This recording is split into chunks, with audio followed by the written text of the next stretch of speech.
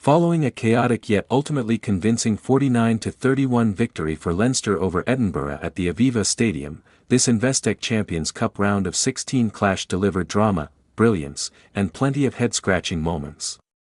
While the Irish Giants secured their place in the quarter-finals, where they will host Sale Sharks, the performance raised as many questions as it answered. Here are 5 detailed takeaways from a game that veered wildly between dominance and disarray. 1. A win that raises eyebrows rather than confidence at first glance. A 49-31 scoreline suggests a comfortable afternoon for Leinster. However, the reality was far more complicated. This was not the ruthless, clinical Leinster that European rugby has come to expect. Instead, it was a side that oscillated between brilliance and carelessness. The match began exactly as predicted. Leinster surged into a 14-0 lead, slicing through Edinburgh with ease and giving the impression that a one-sided rout was inevitable. Their attacking structure looked sharp, their tempo high, and their finishing clinical.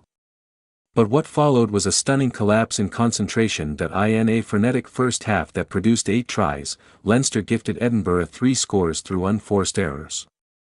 Loose passes, poor decision-making, and lapses in defensive structure allowed the visitors to claw their way back into contention. By half-time, Leinster's lead had been cut to a precarious 28-26, an astonishing turnaround given the early dominance. The chaos did not end there. Early in the second half, Edinburgh capitalized again, taking a shock 31-28 lead after a moment of opportunistic brilliance.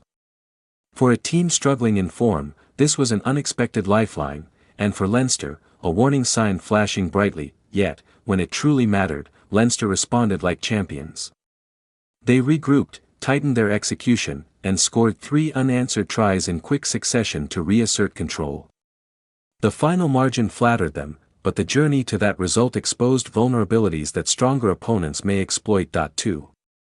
Leinster's best is still to come, but consistency is key. Head coach Rieko Ioane had recently defended his squad against criticism, pointing to the limited game time of key players due to Ireland's player management system. Compared to their French counterparts, Leinster's internationals have had significantly fewer club minutes, leading to a lack of cohesion at times. This match offered glimpses of Cullen's argument. At their best, Leinster were electric. Their attacking patterns were fluid, their support lines sharp, and their finishing ruthless. Players like Tommy O'Brien showcased exceptional composure in front of the try line, while Jamison Gibson Park orchestrated play with intelligence and tempo. Rieko Ioane's influence added another dimension, bringing pace and power to the midfield. There were phases where Leinster looked unstoppable, cutting through Edinburgh with ease and scoring almost at will. However, these moments were undermined by a worrying lack of focus. The errors that allowed Edinburgh back into the game were not forced, they were self-inflicted. Passes went astray, defensive reads were missed, and communication broke down at crucial moments. This inconsistency is perhaps the biggest concern. Against a side like Sale Sharks in the quarter-finals, such lapses could prove costly. Yet, there is also a silver lining. A performance like this, where victory is achieved despite significant flaws, can serve as a wake-up call. Leinster now know that their margin for error is shrinking. If they can marry their attacking brilliance with sustained concentration, they remain one of the most dangerous teams in the competition. 3. Edinburgh's frustrating season ends in familiar fashion for Edinburgh. This match was a microcosm of their season, full of effort and occasional brilliance, but ultimately undermined by inconsistency and defensive frailty. Coming into the game on a poor run of form, expectations were low. Yet, they showed remarkable resilience to stay in the contest. Scoring 5 tries against a team of Leinster's caliber is no small feat, and for a brief period early in the second half, they even held the lead. However, a closer look reveals that much of their success was handed to them. Leinster's errors provided the platform for Edinburgh's scoring opportunities. Intercept tries, defensive lapses, and loose play created openings that Edinburgh exploited well. The problem arose when the responsibility shifted. Once they took the lead, Edinburgh needed to assert control, manage territory, and tighten their defense. Instead, they crumbled under pressure. Leinster's response was swift and decisive, exposing the same defensive weaknesses that have plagued Edinburgh throughout the season. The defeat effectively ends their campaign. With no realistic chance of making the URC playoffs and their European journey over, questions will inevitably be asked about the direction of the team under head coach Sean Everett. There were positives to take, particularly their attacking intent and willingness to compete, but without structural improvements, these flashes of promise risk becoming hollow. 4. Rieko Ioane shows signs of justifying the hype. Much was expected when Rieko Ioane arrived as a high-profile signing for Leinster's Champions Cup campaign. However, his performances since December have been inconsistent, drawing criticism from fans and pundits alike. This match may mark a turning point. Ioane was instrumental in several key moments, demonstrating the qualities that made him such an exciting acquisition.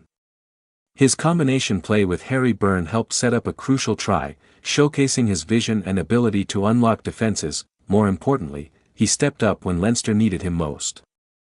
During a tense period after Edinburgh had taken the lead, Ioane's physicality and direct running helped shift momentum.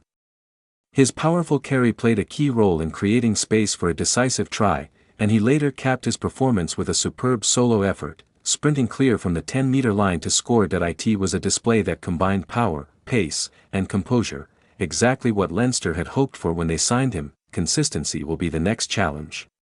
If Ioane can build on this performance, he could become a central figure in Leinster's quest for European glory. 5.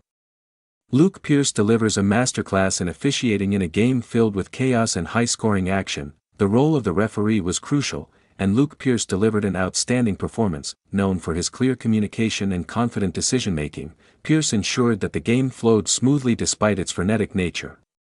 He struck the right balance between allowing play to continue and intervening when necessary. One of the standout aspects of his officiating was his use of technology. Rather than halting the game unnecessarily, Pearce made quick decisions and was willing to adjust them when replays provided new information. This approach maintained the tempo of the match while ensuring accuracy. His communication with players was also exemplary. Clear explanations and a calm demeanor helped prevent disputes and kept the focus on the game. There was even a lighter subplot to his performance. Having faced a last-minute scare when his kit was lost during travel, Pearce still managed to arrive fully prepared and composed, a testament to his professionalism. In a sport where referees often attract criticism, this was a reminder of how effective officiating can enhance the spectacle. Conclusion: a warning wrapped in a victory. Leinster's progression to the quarter-finals is ultimately what matters, but this was far from a perfect performance. The attacking brilliance was undeniable, but the defensive lapses and unforced errors will need to be addressed quickly. For Edinburgh, the match encapsulated a difficult season, moments of promise overshadowed by inconsistency and missed opportunities. As the competition intensifies, Leinster will need to find greater balance and discipline. If they do, they remain strong contenders for the title. If not, tougher tests lie ahead that may not be so forgiving. This was a game that entertained, surprised, and occasionally bewildered, but above all, it served as a reminder that in knockout rugby, even the strongest teams cannot afford to switch off.